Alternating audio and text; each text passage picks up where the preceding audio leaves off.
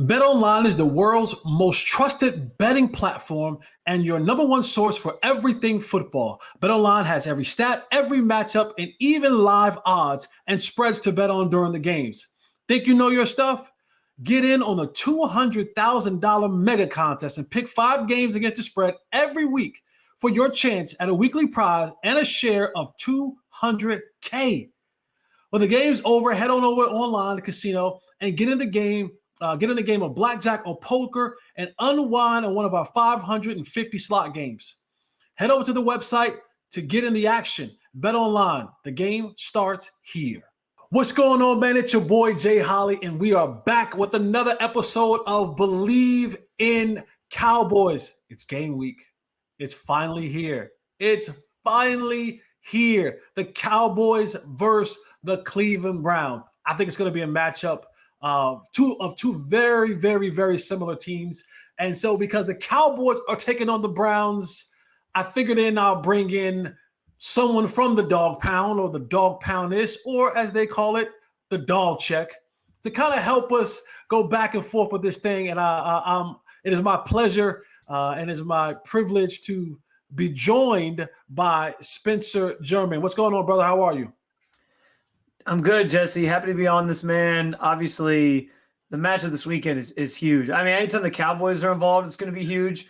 But we know that, America's team and all that. But the fact that you got the added wrinkle of like Tom Brady's first game on the call, it's prime time. So this is kind of new territory for us in Cleveland, where we're getting the Browns in that slot against the Cowboys. But yeah, I'm very, very excited for this game for sure. It's probably the game, like this Chiefs-Ravens game is a big one. I think the Friday game, because it's the first time we're seeing that's a big one. But other than that, like I think the Sunday games, I honestly think this is the game of the weekend on Sunday. And to me, this game is probably the closest of the matchups. Because when you break it down to the bare bones of this thing, these are two very similar football teams. I will give the slight edge to the Cowboys, not biased. But I think if where we stand today, and that's where I want to start my conversation, is at the quarterback position. I think if you had this conversation 2019, Deshaun Watson, maybe 2020 Deshaun Watson, it's a different conversation. But I think where we sit today, I think Dak Prescott is the better quarterback. And there's still some questions, even from the Cowboys side, that people are still looking for Dak to answer. Of course, now he's the next guy on the list to get this major payday. But you can't talk about this game in its entirety if you don't talk about Deshaun Watson. You know, he's kind of one of these guys who's kind of set the new market, $230 million fully guaranteed. And last year he had the shoulder injury and ended up breaking the shoulder socket or whatever it was. He got injured. Yeah, it was his glenoid. It was the bone that it was called. I didn't expect you to know all the scientific terms for it, so it's all good. and then you pull Joe Flacco off the couch and you make a run at it, right? You make a run at it and it ends versus the Texans. But while this defense is really good, like most NFL football teams, you go as your quarterback goes. So from the Browns' perspective, what is the talk and the buzz around Deshaun Watson? I think you kind of prefaced it pretty well because, and I'm kind of at this point, I feel like a broken record. I'm just like regurgitating the same thing over and over again. And it's probably something you've heard nationally too, when people talk about the Browns or when they talk about the Browns, which is just this idea that like, yeah, on paper, this Browns roster is pretty loaded. I mean, defensive side of the ball, you start with Myles Garrett. Of course, you all know how good he is. Denzel Ward's probably one of the best corners in football. MJ Emerson, who plays opposite of him, is a really good young corner that's kind of flown under the radar at this point. Their pass rush is good around Myles Garrett. They're running a lot of that back. Their secondary, I think, as a whole is really good. They've revamped their linebacker room. And then the offensive side, they generally have a good offensive line. I think there's some questions going into this year about that group and just some of the changes that they've seen. And they struggled a little bit during training camp. So we'll see how that looks early in the season. And then the wide receiver room, Amari Cooper, I think, gets slept on. Jerry Jeudy, I think, was a good move from the standpoint of like if he can be a solid number 2 for them, I think that works out. I think David Njoku's an underrated tight end in this league, and he sort of showed that last year when Flacco was throwing the ball. And then at some point, Nick Chubb's going to come back, and he has the chance to be still one of the best running backs in football. So, like, up and down this roster, aside, if you leave Deshaun out of it, and that's not easy to do because it's the quarterback position, but you do see a team that is just uber talented and oozing with talent. But that's the thing I think all of us in Cleveland and Browns fans in particular are asking is like, well, yeah, this team, can they get to this? Can they get to be a Super Bowl contender? And the big question that looms is if Deshaun plays like he did, his last couple of years with the Texans, the answer is yes. But if Deshaun plays like he did the last couple of years, maybe they can still be a playoff team. Maybe they can still win a lot of football games. But are they on the level of like a Chiefs, a Ravens in the conference? If the Cowboys continue to improve, if they're trying to get to that conversation and be up there with the 49ers, for example, out of that conference, like, can they be in that mix? It truly all hinges on the quarterback position. And that's why it's such a big mystery where we're going into this year like, this team's really talented. They could be there, but we're waiting to see what it's going to look like with Deshaun Watson. That's what's hard about it, for sure. And like I said, when you talk about these two teams and how much they mirror each other, it's the same conversation in Dallas, right? We believe that Dak is a top 10 quarterback. We believe that he has the ability to do all those things, but it's like, all right, what's going to happen for us in the playoffs, right? Yeah. It all hinges on what quarterback do we get in those moments when we need him the most. The Browns are dealing with some injuries up front. Their starting left tackle, Jedrick Willis, he's even said it himself. He's ruled himself out for this game on Sunday. The Browns will be doing some shifting of the offensive lines, kind of. If you can dive into that a little bit, who's going where in the musical chairs when he goes over from right to left, who comes in to that spot, and how is that group? Does that group come together, and is it a formidable group going up against one of the other top defensive players in Micah Parsons, but in a good Dallas defense? Yeah, it's a tough problem to have going into a game where you got to line up across from Micah Parsons. But I like that you call it, musical chairs. That is kind of what it's felt like these last couple of weeks of the preseason and leading up to the regular season here, of just sorting out what they're going to do at that position specifically. Now, like the Jet Wills news this week was kind of, I don't want to say a surprise because we all knew he might practice soon because they activated him to the 53-man roster when they did on cutdown day. So you kind of had a sense he must be close. But then, Coach Stefanski, he's been sort of keeping his game plan, doing the gamesmanship thing of not revealing anything. And then Jed kind of spilled the beans on him on Wednesday by admitting, like, yeah, I'm not expecting to go out there and play today or play this weekend. So the sense that we get is that it's probably going to be Jack Conklin who plays the left side. And it's an intriguing idea because, like, you get a guy who's spent his entire NFL career playing the right side, but he has that experience as a left tackle from his time at Michigan State in college. So he hasn't done it in a while, but he's kind of talked about the last couple of days, like how he feels like it's a pretty easy transition for him because he still kind of remembers some of the stuff they did in college and he thinks he can handle it. So yeah, it seems like that's going to be what it is. The other option is James Hudson, who's kind of like their top reserve. I guess not technically. They have 3 tackles for 2 spots right now that all could start with DeJuan Jones and once Jet Wills is back. So I guess he's not technically the top guy now, but for the last couple of years, he's been like their top reserve tackle who can kind of go to either side. But he showed he had some struggles in training camp in the preseason. Browns fans have seen him struggle in games before. So I don't know that fans feel really great about that idea of him going up against Micah Parsons. So to me, reading the tea leaves on the situation, it feels like it is going to be Jack Conklin who takes those snaps and sort of shifts to the other side in a scenario where they kind of just need him to fill that role, at least for now. I got Spencer German joining me on Bleav in the Cowboys from the Dawg Check. And we're just breaking down the Cowboys and Browns this Sunday in Cleveland, Ohio. No Nick Chubb, and the run game Jesus and Bill Callahan is no longer on the coaching staff. Does Ken Dorsey continue that trend of running the football? And how good can this run game be with Jerome Ford in the place of injured Nick Chubb?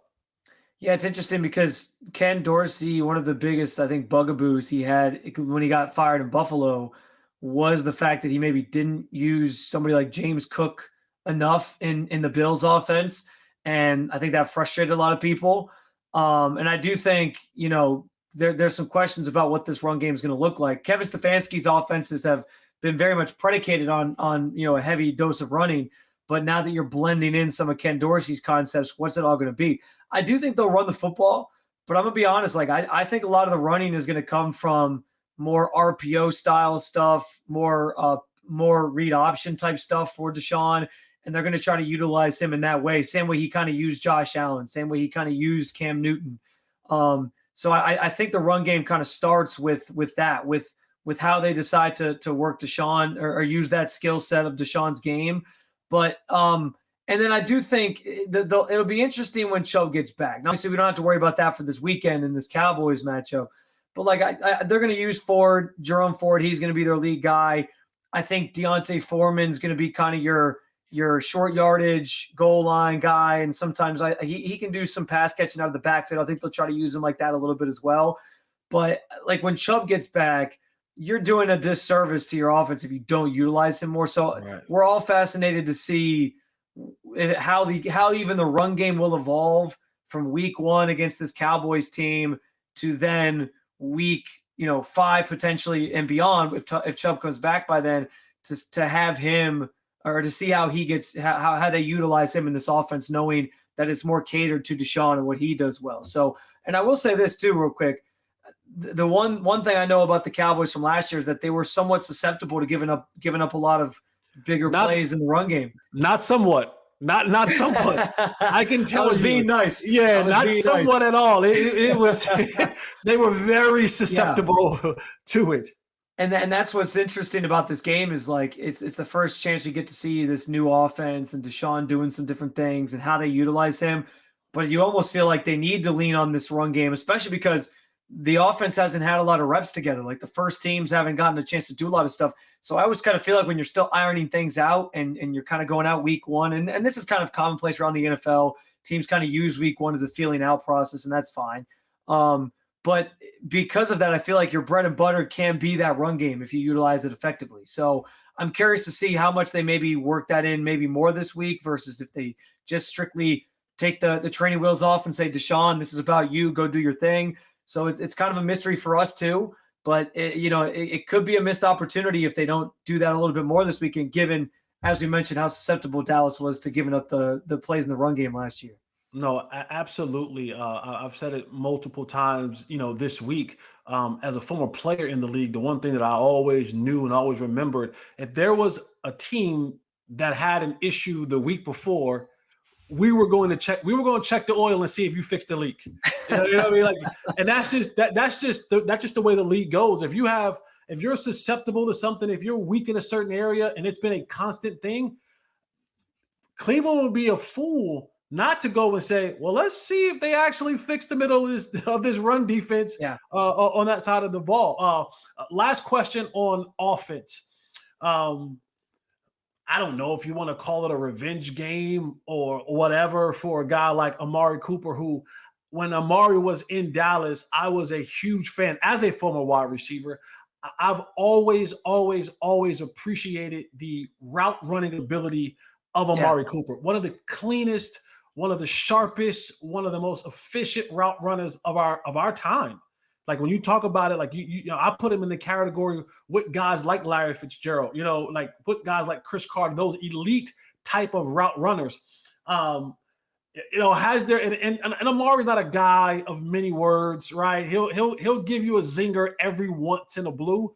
But is there a sense coming from Amari's camp that he's really kind of, he's circled this game on the calendar for himself, going, playing against his former team and how it ended in Dallas? Because I don't know if you guys know this, but there was some things when it came down to the COVID rules that Amari didn't what word, apply basically getting the shot and versus not getting the shot, and how that affected him missing some games and with Jerry and all the other kind of stuff. So there was some personal things that happened on the Cowboys side that ultimately led to Amari Cooper being shipped away to Cleveland for what, 5th round pick, I Bleav it was. Yeah. So has there been any conversation about, hey, we gonna get this one for Amari? It's funny you bring this up because we just talked to Amari on Thursday, and that was the first question he was asked. Was like, hey, this is your first chance to play Dallas after the trade, whatever. And again, alluding to what you mentioned about Amari, guy of very few words, and he basically said, like, man, if this had been like a couple years ago, like my first year here, I probably would have said something different, but nah, like this year, it's just about playing football and going out and playing. And that's classic Amari. Like he doesn't really get over emotional about anything one way or another. He had another quote in his commentary today, because there was a lot of questions about, the Brandon Ayuk trade stuff and how he was kind of wrapped up in that. And people asked him about, like, was that emotional for you to see? And he basically said, like, yeah, I'm not really an emotional guy. I don't get too overly emotional. And I think you guys know that pretty well too. Yeah. And that's part of the reason why I think Cleveland fans love him, because he just shows up, lunch pail in hand, ready to go, plays football. He doesn't let any of the outside stuff affect him, which is why people aren't worried about like these trade rumors really impacting his play either. I think they just think he's going to show up and ball out. So I'll say this publicly, what Amari says is one thing. And I know, he's a pretty level-headed person in his own right, and I respect that a lot. But I also do think, like, all these guys deep down, they get a chance to, get back at a team or a former team. And you probably you got to know this from playing a little bit. Like, there's always a little bit of a revenge factor in the back of your mind. And if you get a chance to sort of show out against a team that maybe kicked you to the curb or traded you or didn't want you anymore, I do think that there's always a little element of that in some capacity, whether or not they're going to admit it publicly or not. No, absolutely. You're spot on with that. All right. So we'll jump over and get a couple questions about this defense. Cause for me, this is the most interesting part of this Browns football team. Just listening to Jim Schwartz talk about just being in year 2 of this defense. He used the baseball references and said, hey, year 1, we got our fastball down, right? Yeah. And that was we did that well. And year 2, now we can start offering our off pitches, right? We got the fastball down. Now I can give him a changeup. Now I can give him a slider. Now I can throw the curve because I got the fastball down. In year 2 for Jim Schwartz, will you see this defense? Because at home they're really good, right? Yeah. They're really good. When they go on the road, it's like Jekyll and Hyde, right? It's night and day. What do you feel like Jim Schwartz will get from this defense in year 2? There's been a lot of talk about, I think it starts just like the Myles Garrett conversation where everyone's like, hey, defensive player of the year, but we expect them to be better. And we're all sitting here like, well, how the hell do you get better off of – there are ways, because obviously like his sack numbers dipped late in the year and all that, but we're like, how do you follow up a defensive player of the year performance? Like that dude's incredible every time he's out there pretty much. So, but I think it starts with him, and the defense is kind of taking on that same mentality, that same persona where it's like, hey, we want to be better than last year. And I do think that's hard to do. To use another baseball reference, I always kind of say, I feel like defenses in football can be like bullpens in baseball, where year to year they can just be so different. One year you could have the most dominant bullpen in the game, and then the next year some guys are just off a beat or something's not right, and there's some communication issues and things just don't work the same. But the one thing I'll say is, like, Jim Schwartz is a guy who I trust to generally be like a model of consistency with his groups. I think he's proven that throughout his career. And so I do think, like, even if the Browns take a little bit of a step back on defense, I think they're still going to probably be like a top 10 unit in football. And that should be good enough to help carry this team to some of the places they want to go if Deshaun plays good football.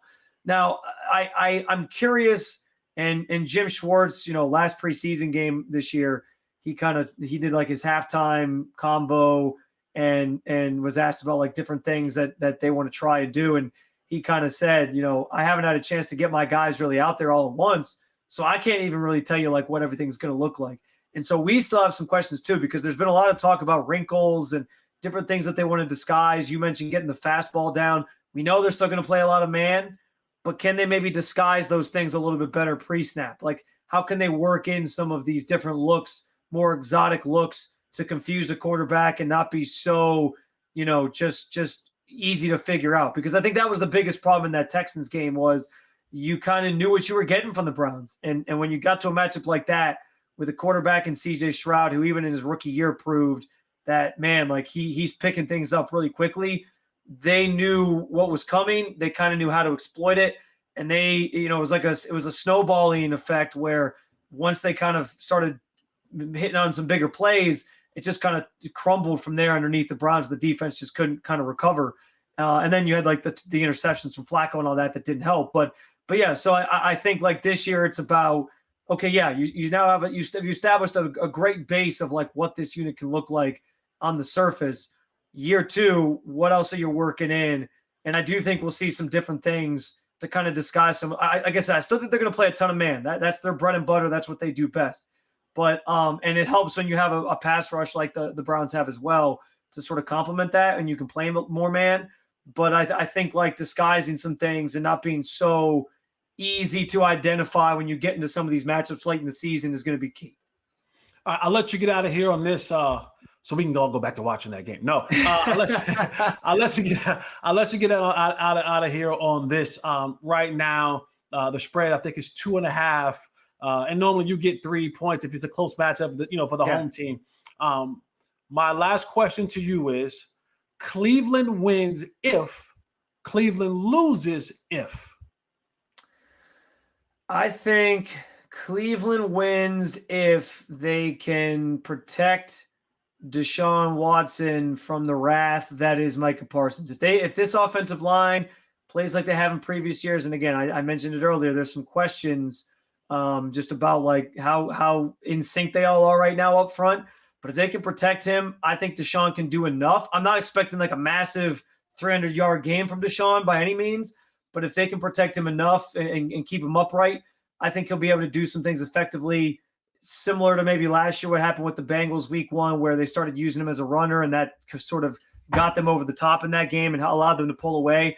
I think that will allow them to kind of win this game. Cleveland loses if – I could just say the same thing, like if Micah Parsons just wreaks havoc, but I don't want to go, just the easier out here. So I'll say if the defense struggles in week 1 and they kind of get off to a slow start, which I'm not necessarily anticipating, but if that happens and they let CeeDee Lamb like feast on them and Dak Prescott's just throwing it all over the place, then I do think that would be kind of the recipe for them losing, is if they just can't seem to slow down the Dak to CeeDee connection, and they have some problems and there's some communication issues that we're used to maybe a couple years ago, but not so much under Jim Schwartz. But yeah, if this defense plays a good game though, I think they'll be in it. It'll be close. And then it'll come down to like if the offense can kind of lift them over the top. And week 1s are always weird, man. Yeah. Like it's kind of an extension of the preseason at this point. Teams are figuring things out. It's always very sloppy for both teams, which is my argument's been. I actually think they're getting the Cowboys like the best time, because as one of the tougher teams you have to play, because week 1, like both these teams are probably going to look a little ugly in certain phases. So we'll see how it all plays out, man. But I'm very much looking forward to it. And I think those are kind of my answers for you. Definitely the Micah Parsons thing. He's that guy that you circle because he can mess up a game plan in an instant. No, you're absolutely right. Both of these teams have circle guys. You got Myles Garrett, and you got Dak. You got Micah Parsons. So the Dawg Check's very own Spencer German. Thank you, brother. I appreciate you. Best of luck to you and your Browns. Not too much luck to you and your Browns this Sunday. I appreciate you joining me here, man, on Bleav in the Cowboys. No doubt, brother. I'll say it because I always like to say it, but like anytime you need me, I'm happy to do it. The only problem is I don't know how many other opportunities we're going to get to do this. Maybe we'll be doing this in February. Maybe we'll get a Cowboys-Browns Super Bowl rematch of this first game. But other than that, I don't know when the next time we'll get a chance. But anytime you do need me, I'm here for you, man. I appreciate it. Thank you, brother. Thank you, man. Appreciate you. All right, man. That'll do it for us, man. Bleav in the Cowboys. Remember, you can find us on all your local podcasts. You can check us on Bleav in the Cowboys Network. I am Jesse Holly, and I'm out.